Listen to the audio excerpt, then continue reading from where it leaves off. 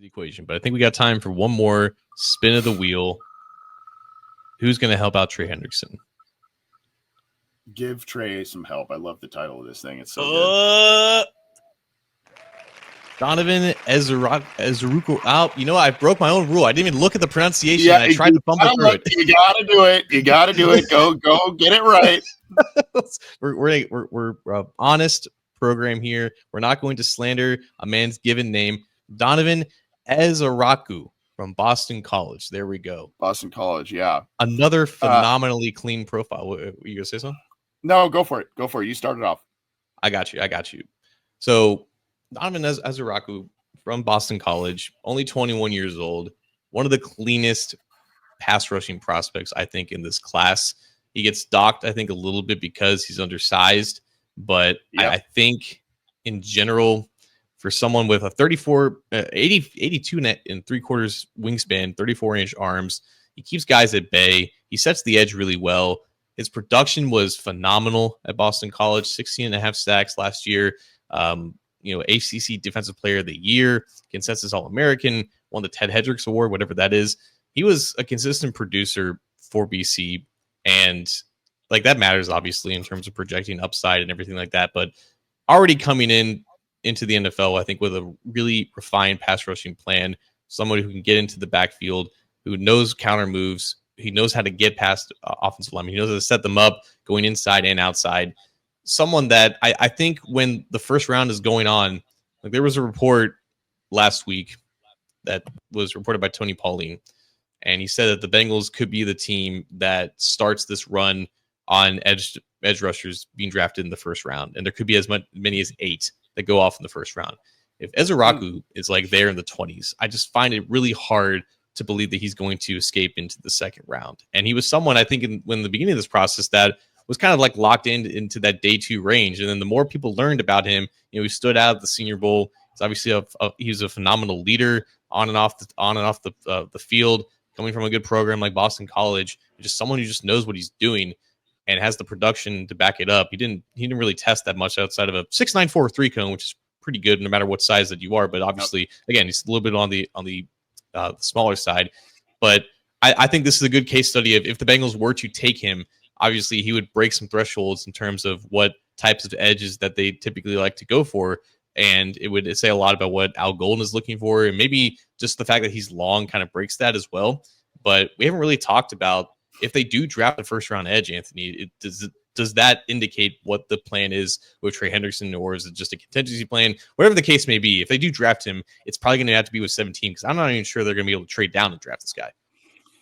This guy, his RAS profile wavers around the 8s. There was one that said it's 7.97 and another that was like 8.26. Again, a little bit curious about the 40-yard dash thing. He did. I don't think he did those at workouts. So a guy that size, I'm wondering kind of what that's at. He played initially at 235, 237, and he bulked up a little bit, it would appear, to 248.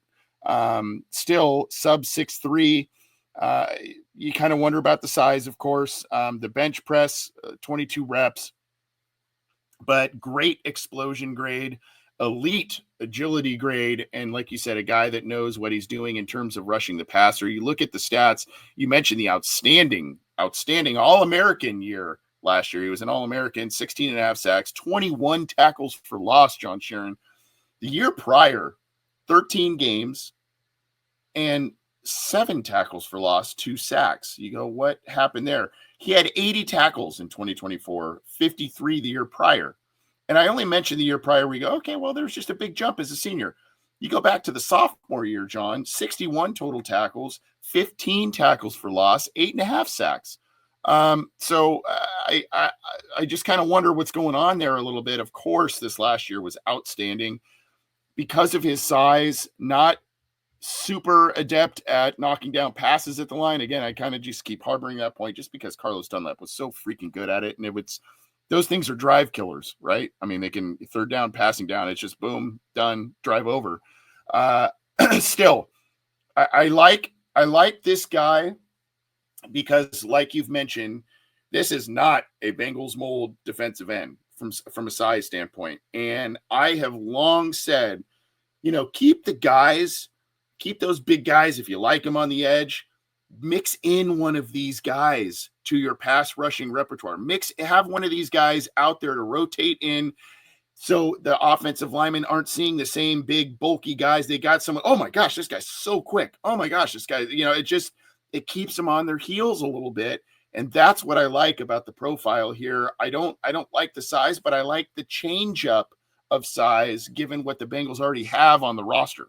And I think one of the reasons as to why they never really gone for a player of this stature is because he would be kind of a one-dimensional player, at least starting out, right? You're not expecting him on 2nd and 3 to hold his own against like a drive block from a left tackle, right? Like that's just not, it's not his game. He's definitely has the frame to fill out and gain more size, and maybe that would be the plan if he were to be a Bengal. But typically they like guys who are more well-rounded and can play on all 3 downs, and he would be a pass rushing specialist. He would be by far the best pass rushing specialist the Bengals would have, and be the second best pass rusher outside of Trey Hendrickson. So I think in that sense, you're not taking a ton of snaps away from guys like Joseph Ossai and Myles Murphy, who clearly need to be on the field more, and the plan is to get them on the field more. Like, you have your top 3 edges on the team, regardless if 2 of them are proven and established and we like are finished products and anything like that. So Ezeiruaku, I think, would fit in well as like the 4th guy into that equation when it's 3rd and 8 and you need a sack, or you need some disruption, you need someone like a throwaway, or whatever the case may be. Put him up against the right tackle, let him go to work, regardless of how small he is. At least in the beginning of his career, he can add some value there. But again, if the Bengals were to do that and spend a 1st-round pick on someone who maybe only has a really limited job description, it would be something notable and changing. Yeah, and 8 forced fumbles the last 3 years. That's nothing to sneeze at. 3, 2, and 3 the last 3 years. So, for a guy who's lighter, that still proves that he's got some strength and has the ability to just get in there quicker than offensive linemen and quarterbacks can anticipate. So you like that. But that is Donovan Ezeiruaku. We'll see where he ends up going. Well, that is the wheel, ladies and gentlemen. Maybe we'll bring one out next week, but hope you all liked it. Gosh, good job on that, John. And we may be able to reuse that thing. There's so many names on that. So maybe we will, but thanks for putting that together.